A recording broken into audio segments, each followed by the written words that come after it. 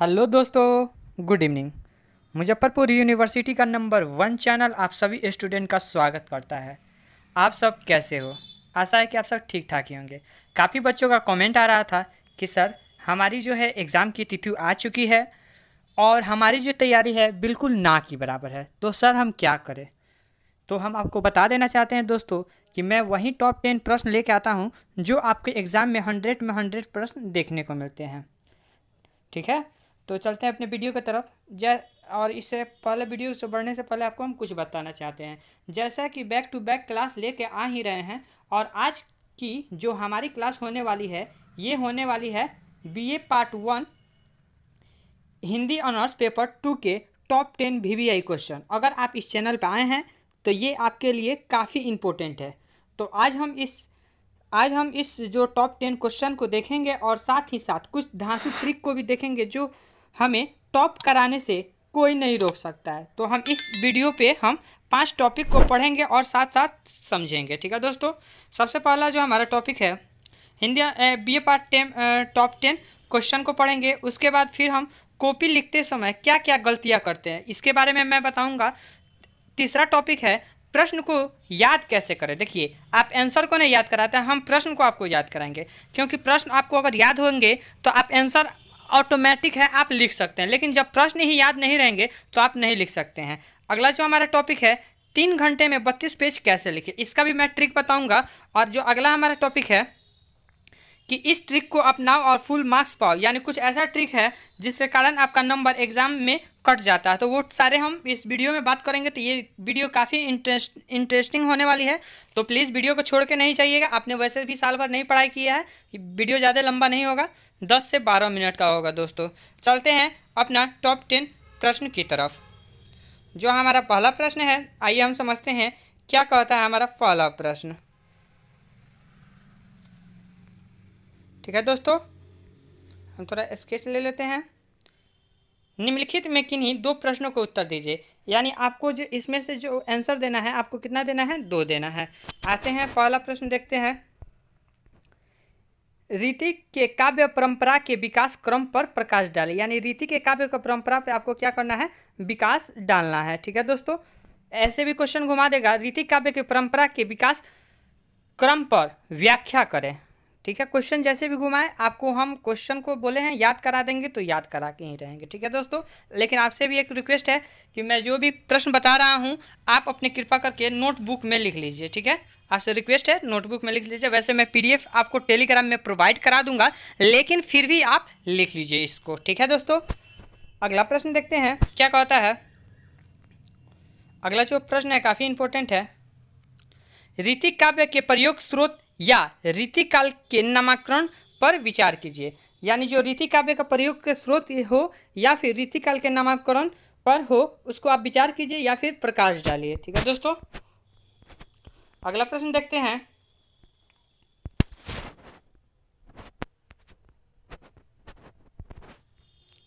रीतिवद काव्य या रीतिमुक्त काव्य धारा की प्रमुख विशेषताओं की विवेचना कीजिए, यानी जो है रीतिवद काव्य है या फिर रीति मुक्त काव्य है, ये आपको दोनों में से कोई एक ही प्रश्नों का जवाब देना है दोस्तों। ठीक है, देखिए ये वीडियो काफ़ी मज़ेदार होने वाली है। आप वीडियो को छोड़ के जाइएगा तो फिर आपको एग्ज़ाम में काफ़ी मुसीबत झेलना पड़ेगा। ठीक है दोस्तों, मैं इतना दावा से क्यों कहता हूँ कि ये सारे ही क्वेश्चन आएंगे, क्योंकि ये जो क्वेश्चन लिए गए हैं विगत 5 वर्षों से जो क्वेश्चन पूछे जा रहे हैं उसके बाद से वहाँ से कुछ निचोड़ लिया गया है, फिर उसके बाद आपके कुछ किताब से निचोड़ लिया गया है और फिर आपके जो बचा वो गेस पेपर में से लिया गया है।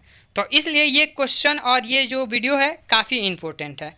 वैसे तो विगत 5 वर्षों से तो हम जो भी क्वेश्चन बता रहे हैं उसमें से आप 8 से 9 प्रश्न अवश्य ही एग्जाम में देखने को मिल रहा है। अगर विश्वास नहीं है तो अगर आपके पास क्वेश्चन बैंक हो या फिर आपके भैया या दीदी एग्ज़ाम दिए होंगे तो आप हमारा वीडियो देख सकते हैं। वैसे मैंने उसको एक डिस्क्राइब भी किया हुआ, आप जाके लिंक दे रहे हैं, आप जाके देख सकते हैं दोस्तों।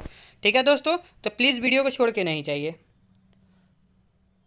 अगला जो प्रश्न है, भारतेंदु युग के साहित्य की प्रमुख कृतियों पर प्रकाश डालें, यानी भारतेंदु युग के साहित्य की प्रमुख कृतियों पर आपको क्या करना है, प्रकाश डालना है दोस्तों। अगला प्रश्न हम देखते हैं क्या कहता है।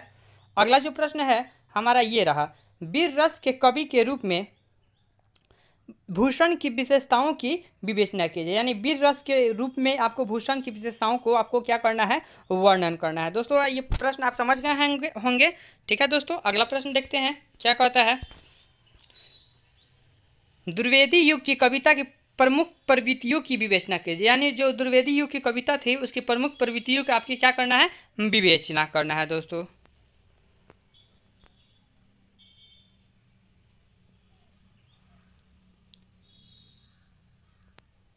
अगला प्रश्न देखते हैं। निम्नलिखित में किन्हीं दो प्रश्नों को उत्तर दीजिए, यानी आपको दो प्रश्न का उत्तर देना है। अब हम बात करते हैं, हमने ऊपर आपको कितना प्रश्न पूछे गए थे, तो आपको दो प्रश्न पूछे गए हुए थे। तो एक प्रश्न कितने नंबर के थे, वो थे 20 नंबर के, यानी आपने दो प्रश्नों को उसमें से जवाब दे दिए, यानी आपका 40 नंबर आपने कंप्लीट कर लिया है। ठीक है दोस्तों, और फिर इसमें भी आपको दो ही प्रश्न का जवाब देना है, यानी आपने 40 नंबर इसमें भी अटैम्प्ट कर लिया। तो यानी आपका जो टोटल मार्क्स हो गया वो आपने 80 नंबर अटैम्प्ट कर लिया, और जो 20 नंबर का है उसमें 100% व्याख्या आपको। जिंदगी में सबसे बड़ा चैलेंज उसी काम को करने में आता है। जिंदगी में सबसे बड़ा चैलेंज उसी काम को करने में आता है जिसे देखकर लोग कहते हैं यह तुम्हारे बस का नहीं है। अगर आपको लोग कहते हैं कि तू टॉप नहीं कर सकता है, तू लूजर है, आप उसको जो है उसको गलत आपको साबित करना है। आपको बीए में टॉप करना है।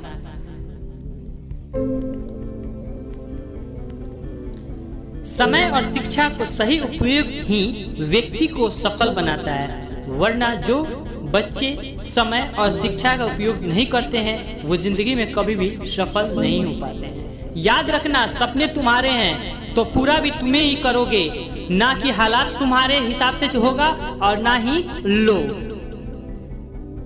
ठीक है। जान भी थी हाजिर तेरे लिए, हर मुस्कान कुर्बान थी तेरे लिए, तूने ही तो बदल दी रुख हवा की, अब हर सजा कम है तेरे लिए।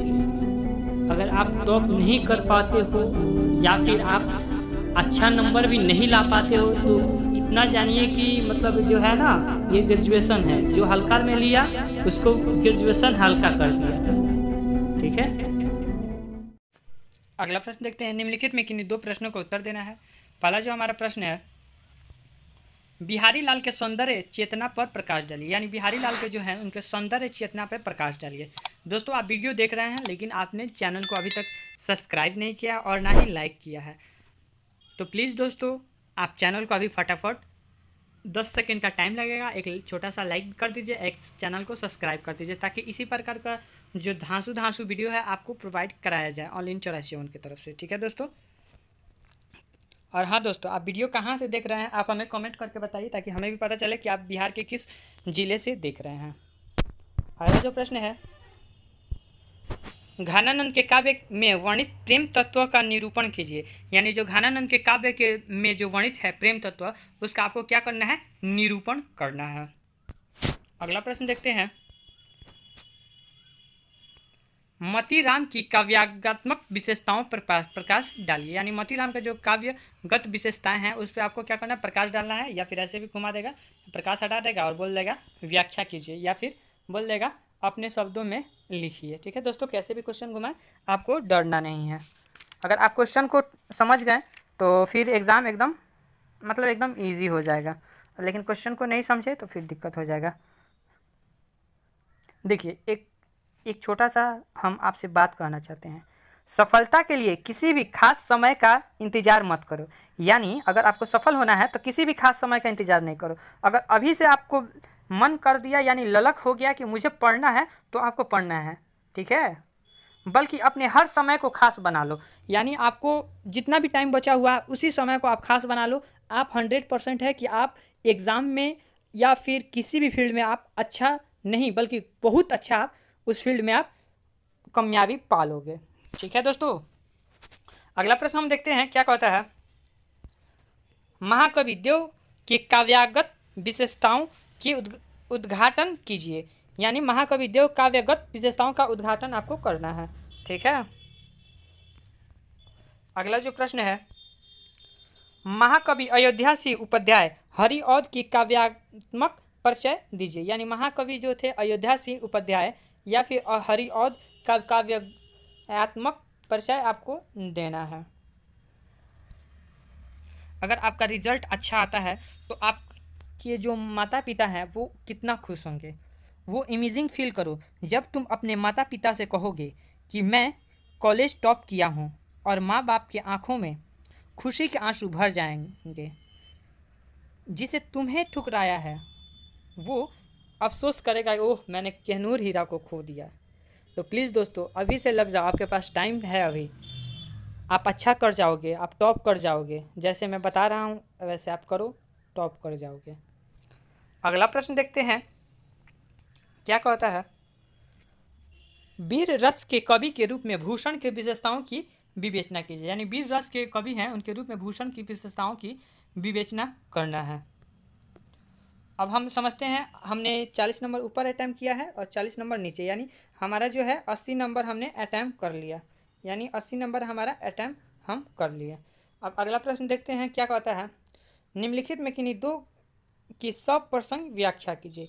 यानी जो इसमें से है आपको दो ही सप्रसंग व्याख्या करना है।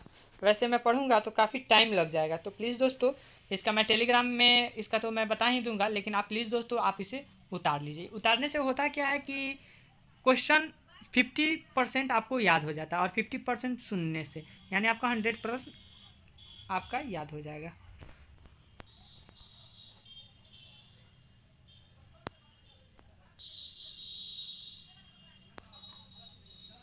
ठीक है दोस्तों, आपने सारे प्रश्नों को याद कर लिया। अब हम बात करते हैं अपने टॉपिक पे कि एग्ज़ाम में वो क्या छोटी छोटी गलतियां करते हैं जिसे हमें एग्जामिनर जो होते हैं नंबर काट लेते हैं। तो सबसे पहले हम एक कॉपी बना लेते हैं जिसको आपको समझने में दिक्कत ना हो। ये हमारा कॉपी रह गया। काफ़ी बच्चे इसमें क्या करते हैं, कलम से लाइन पार देते हैं, जो बिल्कुल गलत है। कलम से आपको लाइन पारना ही नहीं, यानी खींचना ही नहीं है। आपको इसको चौथाई ऐसे मोड़ देना, फोल्ड कर देना है और उसके बाद आपको लिखना है दोस्तों। ठीक है, इस बात को आप ध्यान में रखिएगा। दूसरी गलती क्या करते हैं कि बच्चे जो एग्ज़ाम में जाते हैं तो वो एक ही पेन का यूज़ करते हैं, जो बिल्कुल गलत है। आप 2 पेन का यूज़ कीजिए। अब 2 पेन का यूज़ आप कहाँ कहाँ कीजिएगा, जैसे मान लीजिए कि आपको कोई टॉपिक है, जैसे प्रश्न संख्या 2 दे दिए और उसका आंसर लिख रहे हैं और टॉपिक आ गया, तो टॉपिक को ब्लैक पेन से लिखिएगा और उसका जो डिस्क्राइब कीजिएगा वो ब्लू पेन से लिखिएगा। अब बता दें आपको, जैसे टॉपिक ये हो गया हमारे यहाँ पर, जो भी टॉपिक हो आपका लिख दिए, उसके बाद नीचे जो है 2 बार लाइन पार दीजिएगा। ऐसे होगा क्या, खींच दीजिएगा, वैसे होगा कि थोड़ा वो बोल्ड हो जाएगा और एग्ज़ाम में जब एग्जामिनर कॉपी चेक करेंगे तो उनको स्पष्ट रूप से पढ़ा जाएगा और आपको अच्छा नंबर देंगे। और ऐसे भी आप सिंबल का यूज़ कीजिएगा, ये वाला जो सिंबल अभी मैं बता रहा हूँ आपको, इसका भी यूज़ करना है। ठीक है दोस्तों, समझ गए। तीसरा गलती क्या करते हैं बच्चे, कॉपी बना लेते हैं फिर से। तीसरा गलती क्या करते हैं बच्चे, टॉपिक वाइज टॉपिक लिखते नहीं हैं, वो ऐसे ही उठाएं और ये कर दिए। चौथा गलती क्या करते हैं, आप देखिए काफ़ी बच्चों को हम देखा है कि प्रश्न यहाँ लिखते हैं, प्रश्न संख्या। वैसे होता क्या, जब एग्जाम में कॉपी जो चेक होता है तो आपने यहाँ 2 लिखा, 2 नंबर का आंसर यहाँ होगा, तो वो कॉपी जैसे ही फोल्ड होता है तो वो मोड़ा जाता है, तो थोड़ा नहीं देखने में थोड़ा दिक्कत होता है एग्जामिनर को। तो आप कीजिएगा क्या कि आप जो प्रश्न संख्या लिखिएगा यहाँ पे लिखिएगा प्रश्न संख्या 2 या फिर 3 या फिर 1, जो भी लिखना होगा, और ऐसे 2 बार लाइन दे दीजिएगा और फिर यहाँ आप उत्तर लिख दीजिएगा। आपको इसमें 2 प्रॉफिट होगा। एक तो एग्जामिनर को लगेगा हाँ कि यहाँ पे लिखा हुआ बच्चा ये 3 नंबर का आंसर है, और दूसरा होगा कि आप ऐसे लिखिएगा तो आपको 3 से 4 लाइन आपका आराम से इसमें एडजस्ट हो जाएगा दोस्तों। ठीक है, अब हम आते हैं क्या, अगला हमारा जो टॉपिक था क्या था, प्रश्न को याद कैसे करें। तो दोस्तों आपको हम बता दें, प्रश्न को जो याद करना है, जैसे मैंने इसमें टॉप 10 क्वेश्चन बताया, आप ये सारे प्रश्नों को आप अपने कॉपी में उतार लीजिए और ये सारे प्रश्नों को आप अपने गेस्ट पेपर में से खोज लीजिए, या फिर 1000 अगर लाइक आता है तो हम इसको डिस्क्राइब कर देंगे और आपको हम PDF प्रोवाइड करा देंगे।